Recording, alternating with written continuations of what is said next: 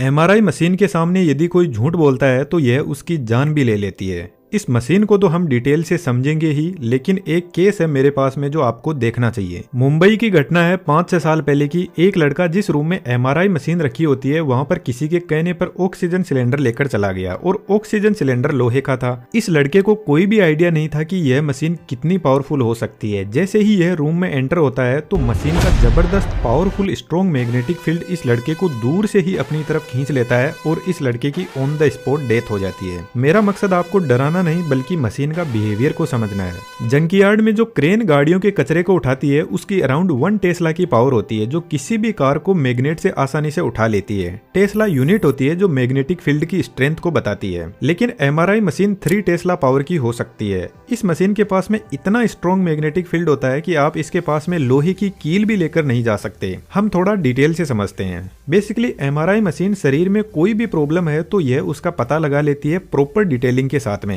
तो specially brain की scanning के लिए इसका यूज होता है। एमआरआई की फुल फॉर्म वीडियो को पूरा देखने के बाद में अपने दिमाग से कमेंट बॉक्स में आपको लिखनी है। मशीन के बीच में आपको एक बोर दिखाई दे रहा है, इसी के अंदर पेशेंट के हेड को रखा जाता है और चारों तरफ यह एक रिंग दिखाई दे रही है। इसी का पूरा खेल है।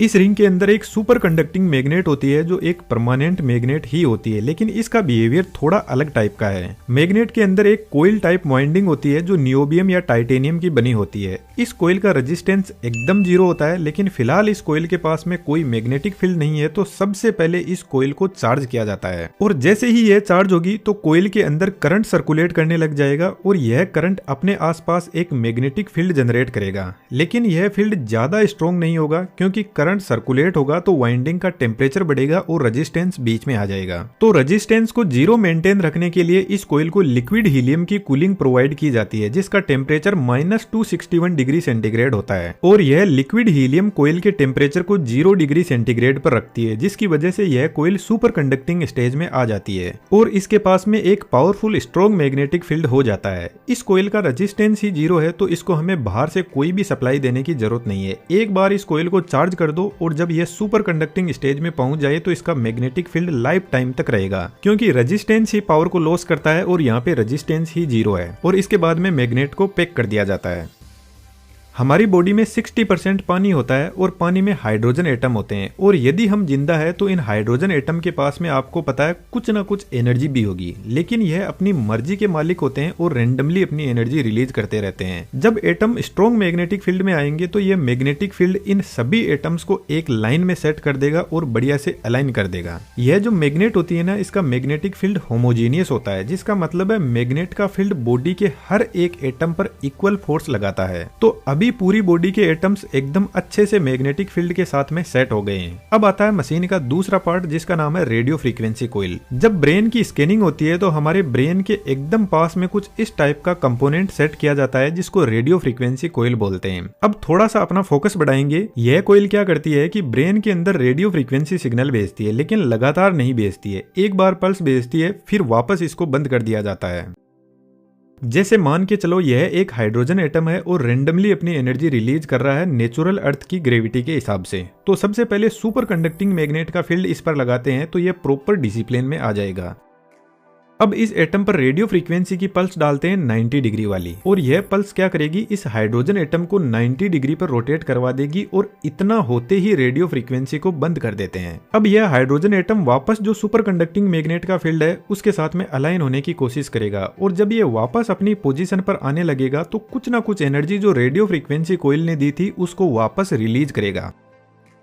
और रेडियो फ्रीक्वेंसी कोइल का रिसीवर हमारे दिमाग के एकदम पास में लगा रहता है। तो जैसे ही सभी एटम्स अपनी एनर्जी रिलीज करते हैं तो रेडियो फ्रीक्वेंसी कोइल का रिसीवर इस एनर्जी को सेंस कर लेता है और यह जो एनर्जी जिस फ्रीक्वेंसी पर वापस आई है ना, इसको रेजोनेंस फ्रीक्वेंसी बोलते हैं। थोड़ा इसको आसान करते हैं। मान के चलो आपकी गर्लफ्रेंड ने आपके एक जबरदस्त चांटा मार दिया। अब आप में हिम्मत होगी तो आप वापस चांटा मारने की कोशिश करोगे, लेकिन जो गर्लफ्रेंड की इंटेंसिटी थी चांटा मारने की उतनी इंटेंसिटी से नहीं मार पाओगे। तो यहाँ पर हुआ क्या, पहले गर्लफ्रेंड आपके पास में रेडियो फ्रीक्वेंसी भेजी चांटे के रूप में और अब आप में एकदम से एनर्जी आ गई। अब आपको गुस्सा आया तो यह एनर्जी आपको वापस रिलीज करनी है, तो आप वापस चांटा मार दोगे। तो यह जो एनर्जी वापस घूम के आई है ना गर्लफ्रेंड के पास में, इसी को रेजोनेंस फ्रीक्वेंसी बोलते हैं। अब जो गर्लफ्रेंड है ना, उसको आप रेडियो फ्रीक्वेंसी कोइल समझो। यह एक तरीके का सेंसर है जो हमारे दिमाग के पास में लगा रहता है और चेक करता रहता है कि कितनी एनर्जी वापस आई है। अब यार ऐसा है कि आप भी कुछ क्रिएटिव करना चाहते हो और ऐसा एनिमेशन सीखना चाहते हो तो हमारा बेहतरीन 3D एनिमेशन का कोर्स ज्वाइन कर सकते हो।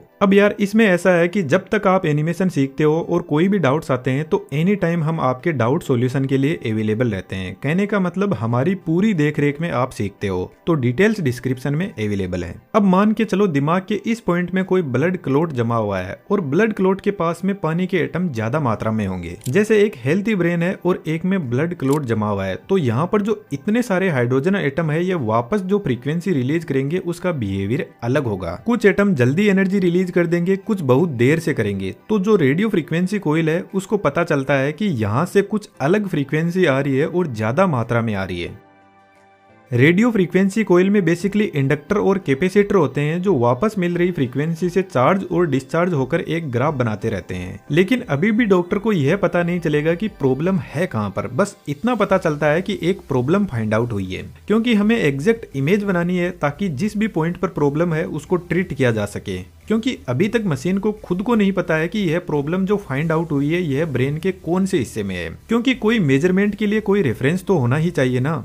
जैसा कि यदि आप बोलते हो कि आसमान में तारा टूटा है और अगले दिन मैं आपसे पूछूं कि कल तारा कहां पे टूटा था, तो आप सिर्फ एक अंदाजा बता सकते हो कि इधर वाले साइड में टूटा था, लेकिन मुझे तो उसकी एग्जैक्ट पोजीशन चाहिए ताकि हम किसी दूसरे को भी बता सके। तो वही काम अब हमें करना है। तो फिर मशीन का तीसरा कंपोनेंट ग्रेडियंट कोइल सामने आता है और ग्रेडियंट कोइल ही एग्जैक्ट इमेज बनाने में हेल्प करती है। ग्रेडियंट कोइल इस बोर में इस पोजीशन पे लगी रहती है। थोड़ा ध्यान से देखना, इन दोनों कोइल में सप्लाई ऑपोजिट डायरेक्शन में दी जाती है, जिससे कोइल के पास में अपना फील्ड जनरेट होता है। अब वैसे तो यहाँ पे इतनी सारी फील्ड लाइन जनरेट होती है, लेकिन हम सिंपलिसिटी के लिए यहाँ पर एक एक फील्ड लाइन को ही मान लेते हैं। तो जो इधर वाली कोइल है इसका मैग्नेटिक फील्ड तो जो मेन मैग्नेटिक फील्ड है उसी डायरेक्शन में है, तो यह दोनों ऐड हो जाएंगे।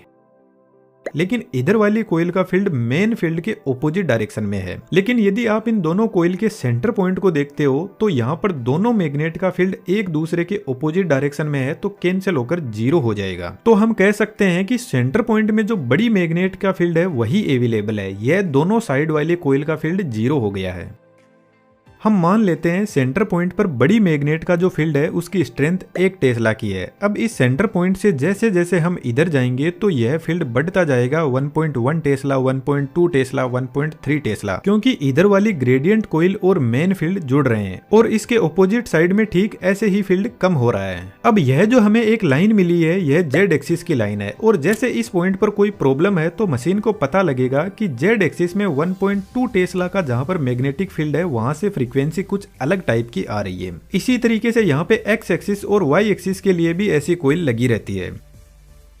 इसको थोड़ा सा और आसान कर देते हैं। जैसे यह एक क्यूब है, इस क्यूब के अंदर एक बॉल रखी हुई है जिसको हमें बाहर निकालना है, लेकिन हम पूरे क्यूब को नहीं काट सकते। हमें पहले पता करना है कि बॉल कौन सी जगह पे है और फिर एक छोटा सा हम ऑपरेशन करेंगे और उधर से बॉल को बाहर निकाल लेंगे। तो जेड एक्सिस वाली लाइन पर हम इधर से चलते हैं और हमें पता चलता है कि जेड एक्सिस में जहां पर 2 वैल्यू है उसके बराबर में एक बॉल रखी हुई है। लेकिन जेड एक्सिस से यह काफी दूर है, तो एक्स एक्सिस की एक लाइन ड्रॉ करते हैं और एक्स एक्सिस की साइड में चलते हैं और पता चलता है कि एक्स एक्सिस में जब 3 वैल्यू चलते हैं तो एक्स एक्सिस के बराबर में एक बॉल रखी हुई है। अब अभी तक भी हम बॉल तक नहीं पहुंचे, तो इसके लिए तीसरा एक्सिस वाई एक्सिस लेकर आते हैं और वाई एक्सिस में चलते हैं तो 4 पॉइंट चलने के बाद में एग्जैक्ट हम उस पॉइंट पे पहुंच जाएंगे जहां पे बॉल रखी हुई है। तो जब हमें कोई पूछेगा तो हम उसको बताएंगे कि जेड एक्सिस में 2 पॉइंट चलना है, एक्स एक्सिस में 3 और वाई में 4, तो आप एग्जैक्ट उस बॉल पर पहुंच जाओगे। तो इस तरीके से ग्रेडियंट कोइल तीनों एक्सिस में एक वैल्यू निकालती है, मेन मैग्नेटिक फील्ड के डिस्टरबेंस को रेफरेंस मानते हुए एक प्रॉपर इमेज बनाकर देती है।